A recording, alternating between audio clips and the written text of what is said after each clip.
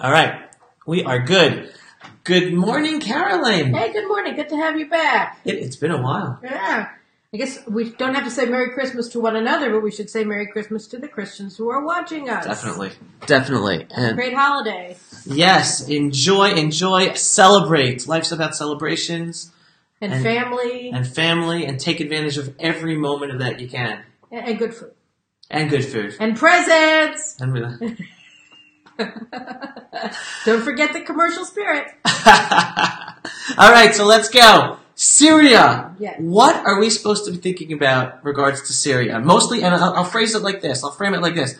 Most people are extremely pessimistic, and they're looking at Donald Trump's announcement to pull out the last remaining 2,000 troops out of Syria in a very negative, very dangerous way. You wrote a commentary that there are upsides. So can you help us figure this all out? Right. So I don't disagree with the people who are saying who are talking about the negative aspects of this, and they're clear. The U.S. is walking away from the Kurdish allies who've been fighting with Americans against ISIS.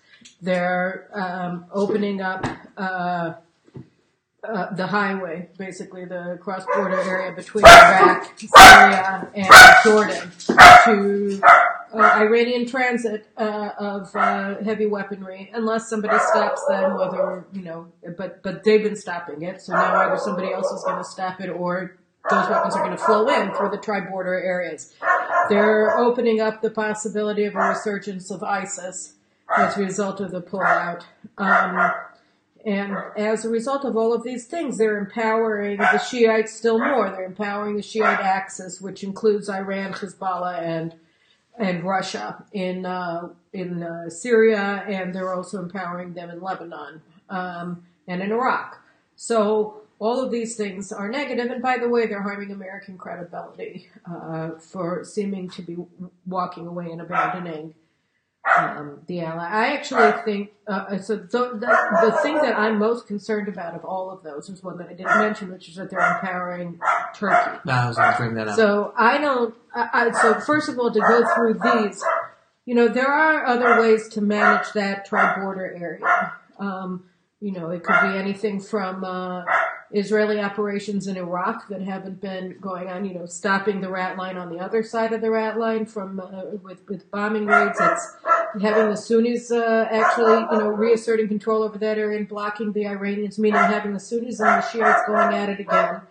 One of the things that Israel always said, it has been the consistent position of Israel, that ISIS is not a significant strategic problem in Syria. The strategic problem, that is the thing that's changing a balance of power for the worse in a major way that can have long-lasting implications for the peoples of the region, is the rise of Iran. So when Obama, 7 years ago, sent the Americans into Syria to fight ISIS, or whenever it was, 2014, 4 years ago, Israelis were looking at him and saying, what are you doing? Okay, it's terrible, ISIS, but they're not the problem. The problem in Syria, like the problem throughout the Middle East, is Iran. And so you're fighting the wrong enemy. ISIS is a problem, but it's contained, and it doesn't have the ability to really affect the strategic power balance in the Middle East the way that Iran does. So sending forces in there because you're embarrassed in the United States about the pictures of them chopping people's heads off, that's fine, but let's not pretend.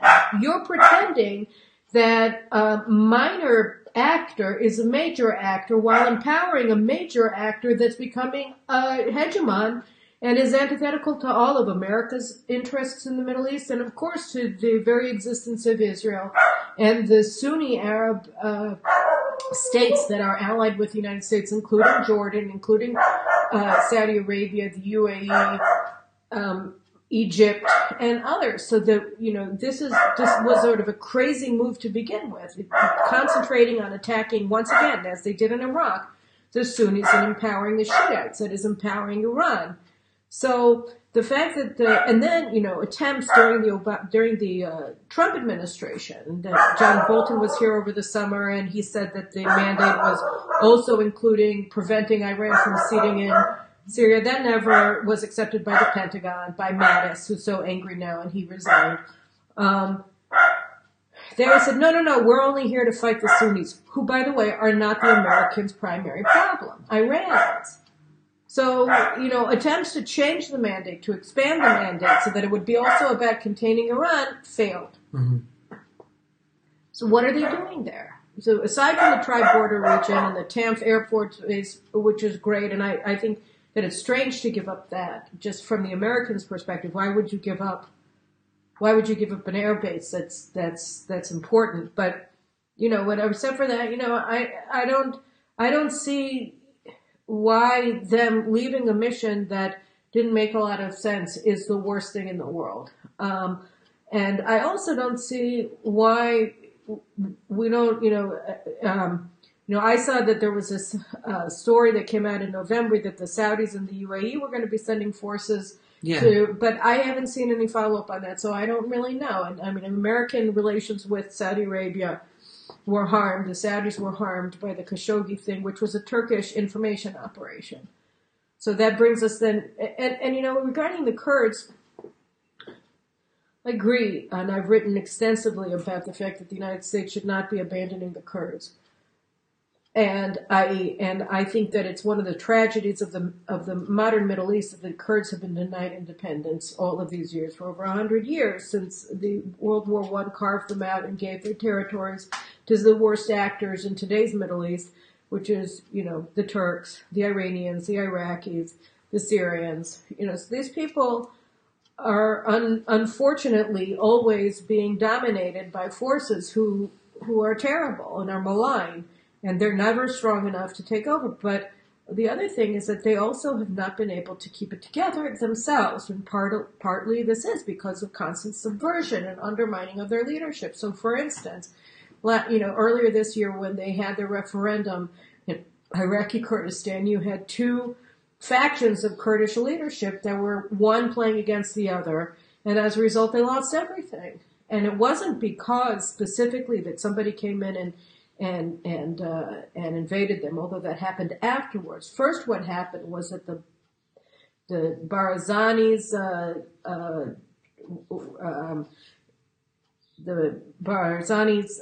betrayed the other group that I can't remember their name suddenly, and they were disunited. And so here you have the Kurds understanding that the Americans were not really their allies. I mean, the Americans were saying throughout, and they abandoned them in Afrin, they didn't protect them. And so they were already cutting deals with the Iranians and the Russians and the Syrians against the Turks. And it'll be interesting to see the dynamic that develops between Turkish forces if they come in and the Shiite alliance. I think that they're being set up for a war, because the Russians got an oil deal with Bashar. That was Putin's condition for saving him, which was that they got control over all of Syria's oil. And which, by the way, is not such a great thing because the entire oil infrastructure of Syria has been destroyed. I mean, it's going to cost, according to I think the IMF, it's going to cost between $35 and $45 billion to try to rebuild Syria's oil infrastructure. But still, their biggest wells are in Kurdistan. And that's the area that the Turks think that they're going to take over now that the Americans are leaving. I don't think Vladimir Putin's going to agree to that, and so that's already setting them up as well. But, I think all of that is a side issue because I think that the biggest problem with what President Trump is doing is that he's bringing in the wrong Sunnis. Because Turkish President Erdogan is actually in many ways the founder or the chief enabler of ISIS. Right, ISIS was developed out of two things. In Iraq, they developed out of Al-Qaeda in Iraq. And in Syria, they developed out of the Free Syrian Army, I think, which was founded by, I think that's what they call themselves, was founded by, or the Obama administration subcontracted the founding of the FSA to Erdogan and one of the other stupid things that the Obama administration did. And so Barry Rubin, of blessed memory, one of the last things that he did was that he exposed the fact that almost all of the people who were joining the FSA that were training in Turkey were actually Muslim Brotherhood members, Al-Qaeda members, so that he was forming a jihadist army to fight Assad. Great. And the Americans were training them and paying them and arming them, which was really stupid.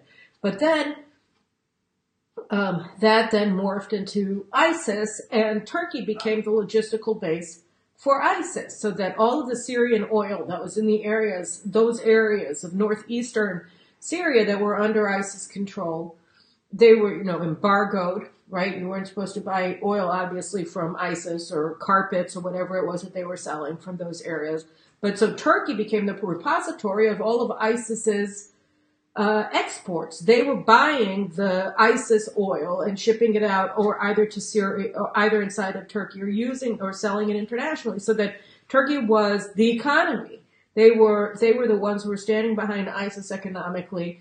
They were the logistical base of ISIS. All of the ISIS terrorists who were wounded or whatever and needed medical care, they went to Turkey. Turkey was a logistical base. And by the way, all of the mustering areas, the areas of the mobilization bases for ISIS were also in Turkey, which is why you had all these German Muslims, French Muslims, American Muslims, Israeli Muslims, everybody, Jordanians, they were all transiting to Syria through Turkey.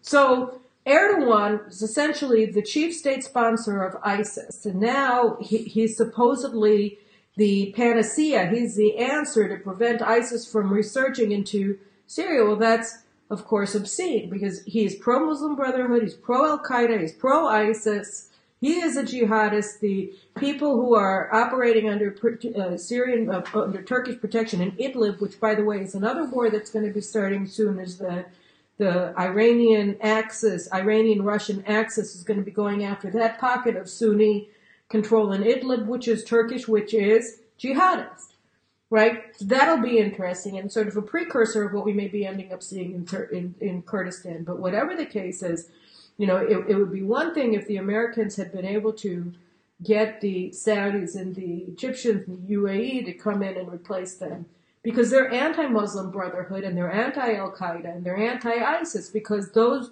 Muslim Brotherhood groups, spin-off groups, terrorist groups, are trying to overthrow Saudi Arabia, the UAE, and Egypt, which was why the report from November 25th that the Saudis and the UAE are going to be sending soldiers to Syria was significant, but I didn't see a follow-up to it. And the point is just that, by sending in the Turks, the Turkish military, the Erdogan army, the Ottoman Empire army, you're actually not going to be preventing ISIS from resurging. You're going to be enabling them. So from what it sounds like, what you're saying is, on the face of it, the removal of the U.S. troops, the 2,000 U.S. troops under the mandate that they were given, like stopping them under their mandate, which was to fight ISIS, is not necessarily bad, but it's the after effect, it's the aftermath, and the fact that President Trump is handing the keys over to Turkey. The Turkish part is the problem. The Turkish part is the problem, because it's not going to stop ISIS, because they're in bed with ISIS. And at the same time that he's enabling the enablers of ISIS, Turkey, it's allowing Iran to further strengthen its hold on the Middle East. Well, that's the other thing, is that I'm not, I think that they probably end up I think that this is just another recipe for instability. And again, from Israel's perspective, aside from feeling sad about the Kurds that, again, are, not getting an opportunity to assert independence in a significant way. Although, again, these are fine soldiers. They are battle-hardened. They've been fighting continuously for the past decade, more or less. And I don't think that I think that it would be ridiculous to think they're just going to lie down like lambs and go to slaughter. I don't think that that's going to happen. I think that they're going to fight, and it'll be very.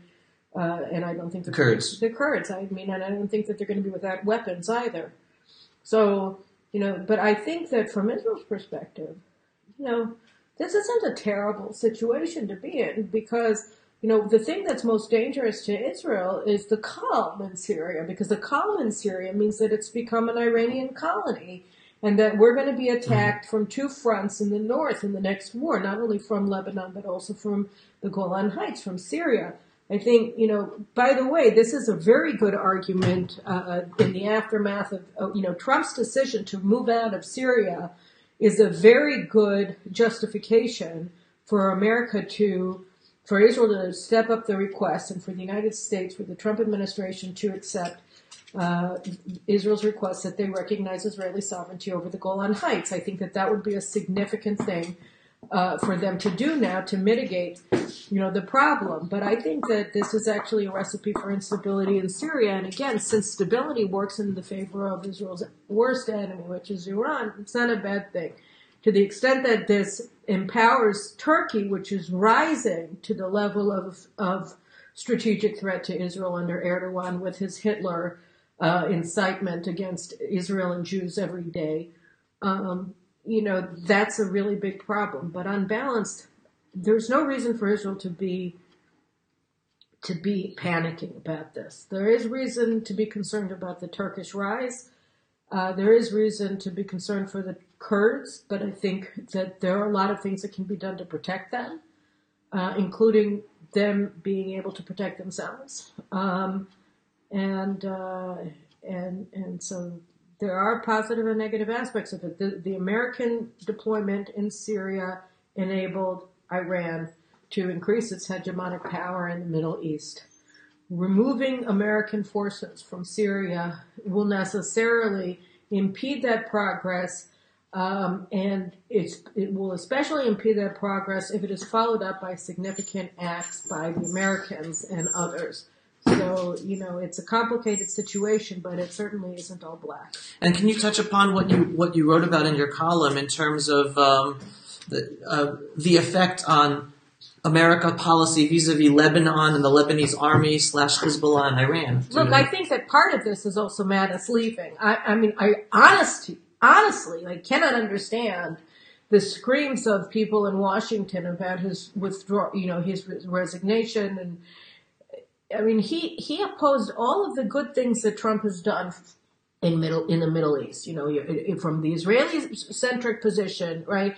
He opposed moving the embassy to Jerusalem. I mean, he was saying that America was going to get under attack and it was going to be terrible. And he was one of the most vociferous opponents of the embassy move. Very, very hostile to it. I mean, when he had his confirmation hearing, Senator Lindsey Graham asked him point blank. He said, "What's the capital of Israel?" And point blank, Mattis said Tel Aviv. Right? Let's not forget who we're dealing with here. Right. He's the reason why it took a year and a half for Trump to withdraw from the nuclear deal, because he kept pushing it off. And he was absolutely opposed to leaving the nuclear deal and saying again it was going to be a terrible thing. It was going to be a horrible thing. Why? He was wrong. He was wrong about that. And in terms of Lebanon specifically, Mattis is in love with the Lebanese armed forces. I mean, this is an armed force that is more than anything else. I mean, the concept that this is an independent fighting force as opposed to a fighting force that's entirely a product of the Hezbollah will and acts as an auxiliary force to Hezbollah, which is Iran's army in Lebanon, is just a fantasy. It's a fantasy. There's nothing to it. And yet, Mattis is one of the biggest dreamers. Right? And so every time that Israel presented more and more and more proof, right, that the Lebanese armed forces are acting as a subordinate to Hezbollah and at Hezbollah's pleasure, the Americans under Mattis, particularly Mattis, just ignored it. No, they're independent and we're just going to give them more advanced weapons and more training from our special forces. And they're going to suddenly be an independent organization. They have not been an independent organization since Israel withdrew from Lebanon at a minimum. I mean, it's like the myth of the UNIFIL forces being anything other than hostages of the regime. I mean, of Hezbollah's regime. Right. So, you're looking at this. It's an insane policy in Lebanon that he has been pushing. Right? Again, all it does is advance Iran and its Shiite proxies in Lebanon. And this was Mattis's position. Tony Bedran pointed out from the Foundation for Defense of Democracies that two Hezbollah operatives were arrested in the United States some years ago, and they had a shopping list of things that they were supposed to buy in America for Hezbollah. And lo and behold, when you look at the list of the weapon systems and weapons that the United States was sending to the Lebanese armed forces, almost a 1-to-1 match. So what do you need to have agents in the United States illicitly purchasing all of this stuff when the U.S. government is giving it to you as a present? mean, they gave them $235 million in advanced weapon systems just in 2017. $1.7 billion in weapons since the Lebanese army served as Hezbollah's auxiliary force in the 2006 war, where they were giving them all the targeting information. I mean, they played a huge role, for instance, in the missile attack against the Israeli warship in the middle of the war, which was a major strategic upgrade of Hezbollah operational capacity. So, him leaving is going to open the door for a change in American policy in Lebanon. And we already saw this because what I wrote about last week with Hezbollah is that, in May they had elections and Hezbollah won, right? Hezbollah and its proxies won the majority of seats in the Lebanese parliament. And so one of the demands that Hezbollah has been having is that they want to use the Lebanese government budget, which is of course subsidized by the United States and by the IMF and all the rest. They want to use it as their milking cow. So they want direct money from the United States, essentially. Wow. And so their chief goal is they want to get the health ministry. So health ministry is just a cash cow. All of the budget practically is disposable. And so that's like $390 million or something a year for Hezbollah, straight up. And the Americans told the Lebanese government a couple of weeks ago that if Hezbollah gets the health ministry, that they're going to stop giving them money. And they're going to stop, I think they said they're going to stop supporting the LAF, the Lebanese Armed Forces. Who said this? The Americans. Okay. And then they also told that to Bibi when Bibi met with Pompeo, I think. Or subsequent to meeting with Pompeo, Bibi asked the Trump administration asked Pompeo to embargo the Lebanese government because of its role in the Hezbollah operations in South Lebanon. Pompeo said no. But at the same time, the Americans told the Israelis, look, if they get the health ministry, we're going to align our policies with yours. We're going to abandon Mattis's pro-Iran policy in Lebanon, and we're going to accept the reality that both the Lebanese government and the Lebanese armed forces are controlled by Iran by Iran through Hezbollah, as Israel has been proving to us every single day for the past, 18 years, right? Or 12 years. So these are big deals. So if Mattis is gone, and Mattis will be gone on January 1st, and then you open up a whole world of possibilities in terms of American policy in both Syria and Lebanon that didn't exist while he was Secretary of Defense. So I think, this is important, and this is a good thing, especially looking at the incredibly dangerous situation that we're facing in Lebanon today. Wow. All right, this is so complex. We're definitely going to have to go into a lot of these sub-issues on their own, but we have to go, and I didn't want to let go of you without hearing your thoughts on the new elections we're going to be having in Israel. We've just been announced April 9th is going to be elections for a new government. What are your thoughts? What are we looking forward to? I think we're going to be looking forward to a wild ride. I think that Israel's insane prosecutors who are totally out of control. I mean, we saw the Attorney General said last week at this conference that his legal opinions have the force of law. I mean, when has an Attorney General ever said something that stupid?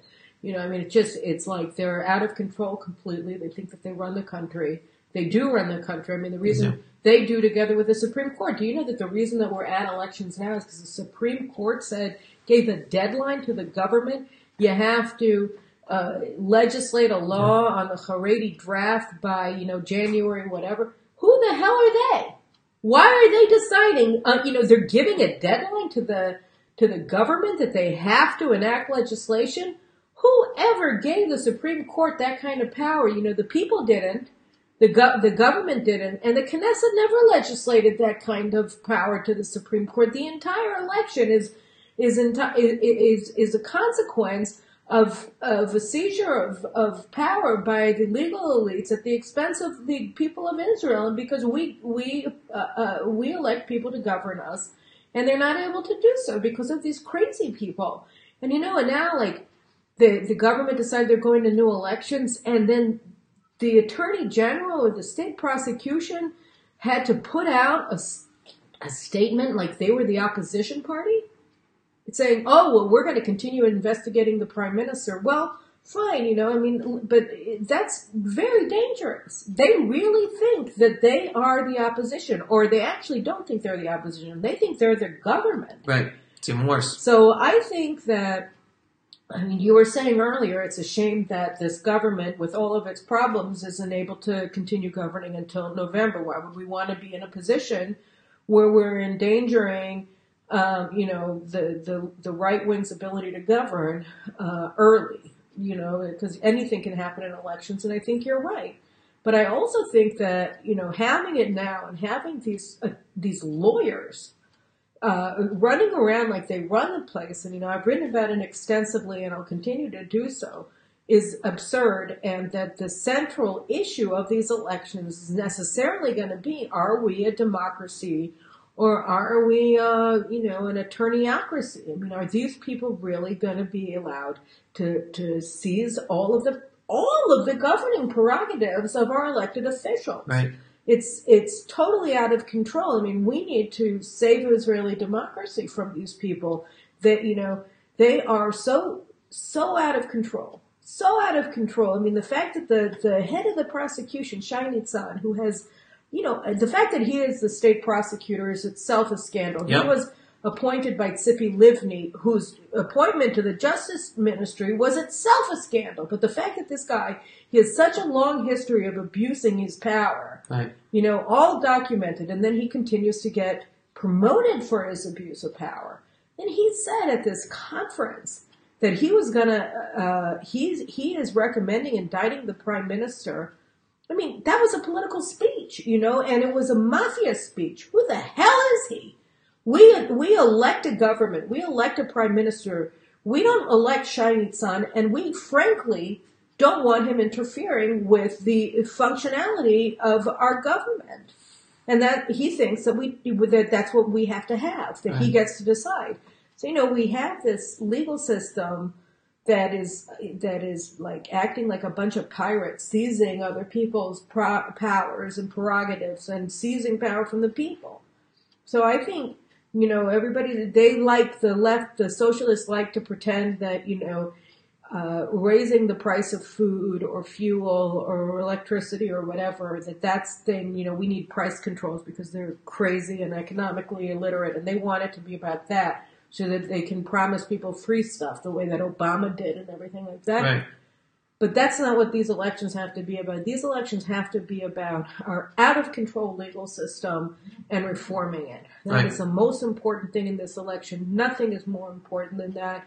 And I hope that is the message that is pounded and pounded and pounded in by all of the parties in the coalition, of course, except Kachlon. I hope he loses all power because he's the one who's been blocking this reform, and so enabling the seizure of power by these unelected lawyers and undermining the very notion of democracy in this country. But we need massive legal reform in this country. Yeah, listen, the best thing about this current government that we will possibly be losing, I believe, is Ayelet Shaked as justice minister. Even with Kachlon stopping the reforms that were necessary that she was trying to push through, she did a lot to try to make change. They're only dents, but she's the first justice minister to make those dents. And the question is whether the next government is going to have the teeth to make the necessary changes to the legal system. Couldn't agree with you more. It's there are a lot of good, ministers. I actually also,